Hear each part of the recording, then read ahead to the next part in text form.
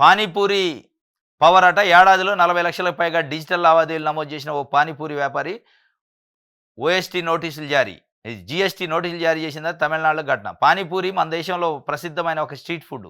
సాయంత్రం 5 అయిందంటే చాలు చిన్న పట్టణాల నుంచి నగరాల వరకు వీధుల్లో రోడ్డు పక్కన పానీపూరి విక్రయించే బండ్ల ముందు చిన్నపిల్లల నుంచి పెద్దల వరకు బారులు తీరుతుంటారు.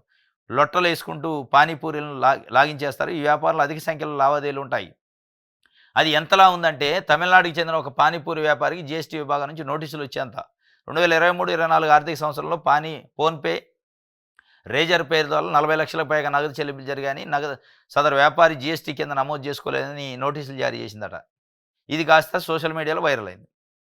పానీపూరి బండ్లు చూస్తే ఏదో చిన్న వ్యాపారం లెక్క అనిపిస్తుంది. కానీ బాగా నడుస్తున్నాయి. హైదరాబాద్‌లో కూడా పానీపూరి అనేది పెద్ద బిజినెస్ అది.